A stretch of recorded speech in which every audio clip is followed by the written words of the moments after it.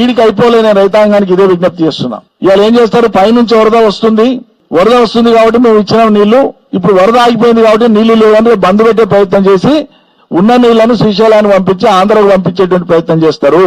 అందుకోసమే వానాకాలం అయిపోయేదాకా నారాయణపూర్ నుంచి కిందికి పారువాటుకొని నీళ్లు ఎట్లా వస్తాయి కాబట్టి మనకు కాలువల ద్వారా లిఫ్ట్ల ద్వారా నిరంతరాయంగా ఒక్కరోజు కూడా ఆపకుండా ఈ సీజన్ లో నీళ్లు ఇవ్వవలసిందే. ఇది మా డిమాండ్ రైతాంగం పక్షాన. ఖచ్చితంగా నీళ్లు ఇవ్వవలసిందే. మీరేం ఆంధ్ర మీద ప్రత్యేకంగా మీరు ప్రేమ చూపించినా మాకేం కోపం లేదు. ఆంధ్ర ప్రాంత రైతులు కూడా వాళ్ళకు తెలియదా ఎల్లినో ఉందని? ఒక మాట నేను అడుగుతున్నా. ఆంధ్ర ప్రభుత్వానికి ఆంధ్ర ప్రాంతంలో ఉండే రైతాంగానికి ఎల్లినో ప్రభావం ఉంది, వరి వేసుకోవద్దని తెలియదా? మరి వాళ్ళ ఆంధ్ర ప్రాంతంలో కృష్ణా డెల్టాలో కానీ గోదావరి డెల్టాలో కానీ నారుమళ్లు ఎందుకు పోసినారు రైతులు, ఎందుకు పోస్తున్నారు? తెలంగాణ మంత్రులు జవాబు చెప్పండి. ఎల్లినో ప్రభావమే ఉంటే వరే వేసుకోవద్దు అనేది అయితే మరి నీ తర్వాత కిందికి పోవాలి కదా నీళ్లు.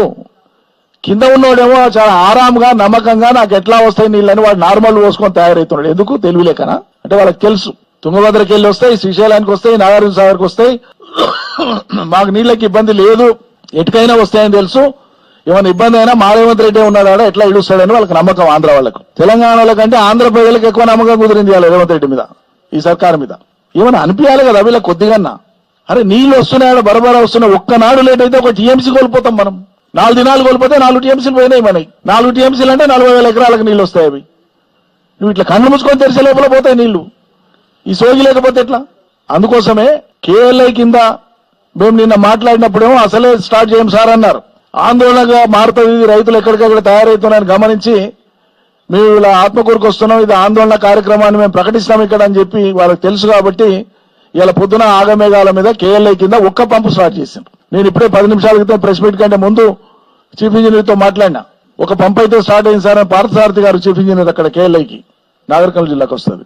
ఒక పంపు స్టార్ట్ చేసినాం సార్, మిగతాయి కూడా స్టార్ట్ చేస్తామనేటువంటి మాట ఆయన అన్నాడు. ఈ ఇంజనీర్లకు ఉండేటువంటి ఆ ప్రేమ, ఇంజనీర్లకు ఉండేటువంటి ఆ దయా రైతాంగం మీద మీకు మంత్రులకు ఎమ్మెల్యేలకు లేకపోతే ఎట్లా నాకు అర్థం కాదు. వాళ్ళని నడపాల్సింది మీరా, మిమ్మల్ని నడిపేది వాళ్ళ?